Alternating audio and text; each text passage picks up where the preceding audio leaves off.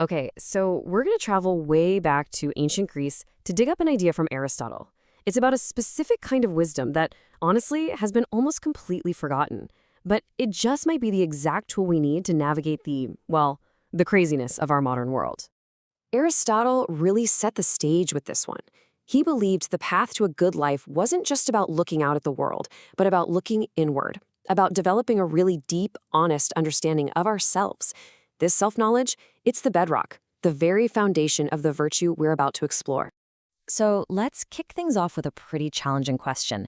We usually think of morality as, a set of rules to follow, a big list of do's and don'ts. But what if that's only half the story? What if the real key to being a good person is more like developing a kind of perception, a skill for seeing what each unique situation truly, genuinely requires? To really unpack this, we're going to walk through 5 key stages. First, we'll look at the problem, this crucial virtue that's gone missing. Then, we're going to give it its proper name. After that, we'll explore the kind of weird path to achieving it, figure out the cultural reasons it's so rare today, and finally, ask how we might even begin to get it back. All right, section 1, a virtue we forgot. So here's the core problem. We all admire things like courage and honesty, right? We want to be good people. But wanting to be good and actually being good in a really messy, complicated situation, those are two very, very different things. And way too often, we just miss the mark. Now, what's super interesting here is how Aristotle actually splits virtue into 2 different buckets. Over on the left, you've got the moral virtues. These are the qualities of character we want to have. You can think of these as the what we want to be. Then on the right, you've got the intellectual virtues, the qualities of mind that steer our actions. This is the how we actually apply those moral virtues in the real world. And this, right here, is the crucial point. Without a special kind of wisdom to guide them, even our best intentions can totally backfire. Courage without wisdom, that's just recklessness. Honesty without wisdom can become cruelty. The moral virtues, they need a pilot, a guide to navigate the messy reality of life. So let's jump to section 2 and meet that pilot. What exactly is this guiding wisdom? Well, Aristotle gives it a name, Phronesis. And you're going to want to pay close attention to that subtitle, the archer's eye for virtue, because that is the key to the whole thing. Phronesis. It's a Greek word pronounced phronesis, and it's usually translated as practical wisdom. But it's so much more than that. This isn't about knowing abstract theories from a book. It's a perceptual skill. It's the ability to read a room, to see a situation in all its unique detail, and just know what the right thing to do is, right here, right now. It's knowing when to tell a friend a hard truth versus when to just give them a hug. This slide nails the difference perfectly. On the left, you have phronesis. It's like the seasoned sea captain who can just feel a shift in the wind and knows exactly how to handle the boat because she's done it 1,000 times. It's wisdom in action. Then on the right, you have cleverness, or book smarts. That's the scholar who's memorized every single navigation chart but has never actually been to sea. You see, you can be brilliant but still make absolutely terrible life decisions. Phronesis is where knowledge and character come together. So let's really lean into that archer metaphor. Aristotle didn't see virtue as a simple on-off switch. You're either good or you're bad. He saw it as a target. Being virtuous means hitting the bullseye in whatever situation you find yourself in. And get this is just fascinating. The Greek word hamartia, which today we translate as sin or tragic flaw, was originally an archery term. It literally means to miss the mark. Now, that changes everything, doesn't it? It suggests that moral failure isn't always about having a bad heart. Sometimes it's just about a lack of skill. We want to do the right thing, but our aim is off. We just miss. Phronesis is the skill that helps us find what Aristotle called the golden mean. Now, this is not a call for being mediocre or finding some boring middle ground. No, think of it as the peak of excellence that lies between 2 extremes. As you can see here, courage isn't halfway between recklessness and cowardice. It's the perfect amount of bravery that a specific situation calls for. Generosity is that sweet spot between being stingy and being wasteful. Phronesis is the archer's eye that sees that perfect, virtuous peak. Okay, so this brings us to the next logical question in section 3. If phronesis is a skill, how in the world do we develop it? And the answer is probably very different from how you've learned most things in your life. It's a lot more like becoming an apprentice than sitting in a classroom. Aristotle actually lays out a three-stage process. It starts with habituation, which is just a fancy way of saying you do the right things over and over again, even if you don't fully get why. You learn by doing.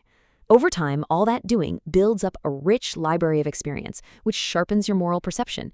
And finally, after enough practice, virtue becomes a part of you. It becomes second nature. You don't have to think it through anymore. You just see what's right. And this slide really shows the deep difference in these learning models. The apprentice model is all about formation, about imitation. You watch a master carpenter, and slowly, through practice, you start to absorb their embodied knowledge.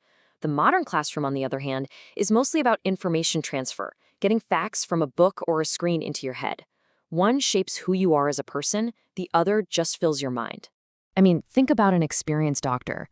She can walk into a patient's room and just get a sense that something is off, picking up on 1,000 little cues, the slight color of the skin, the tone of their voice, that a medical student who has memorized every textbook would completely miss. That's tacit knowledge. It's a deep understanding that can't be fully written down. And phronesis is the tacit knowledge of how to live well. So, if this skill is so incredibly important for a good life, why is it so rarely talked about today? Section 4 gets into it. We're going to explore the modern roadblocks that make developing phronesis just incredibly difficult. Think of it as a kind of cultural diagnosis. Our modern culture throws up some pretty powerful barriers. We're taught to be suspicious of tradition and authority, which makes that whole apprenticeship model really hard to swallow. We often don't have clear moral role models to imitate. We've swapped out the idea of objective virtues for subjective values, as if being good is just a matter of personal preference. And we're deeply uncomfortable with the idea that some people might actually be, well, morally wiser than others. We want a world of simple, certain rules, not messy, context-dependent judgment. And this struggle has kind of pushed us into two dead ends. On one side, you have the high, rigid wall of moral absolutism, with its strict rules that just shatter when they come up against real-life complexity. And on the other side, you've got this swampy fog of moral relativism, which says everything is subjective and offers no guidance at all. Phronesis is the third way. It's the winding, responsive path between those two. It's an ethic that is both real and flexible. But maybe the single biggest obstacle is just pride. To learn from experience, to be an apprentice to someone, you have to have humility. You have to be willing to admit that you missed the mark, that you don't have all the answers. And in a culture that loves loud self-confidence and self-promotion, that kind of humility is pretty rare. If you think you're already wise, you've pretty much closed the door to ever actually becoming wise. So let's turn to our hopeful final section. How can we even begin to recover this practical wisdom? Well, like the subtitle says, this isn't a quick fix. It's not a life hack. It's the long, meaningful, important work of a lifetime. I absolutely love this Zen saying because it just perfectly captures the journey of wisdom. You start with this simple, naive view of the world. Mountains are just mountains.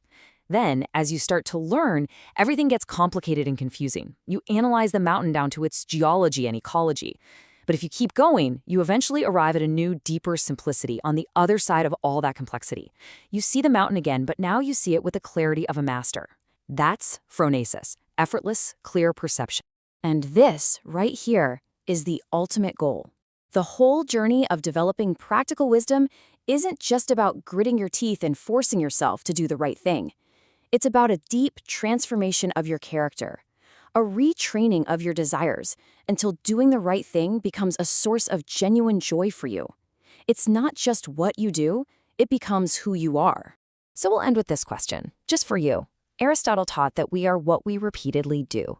Excellence, he said, isn't an act, it's a habit. So really think about it. What is one small daily practice you could start today that, if you stuck with it for years and years, would slowly but surely build the practical wisdom to shape you into the person you truly hope to become?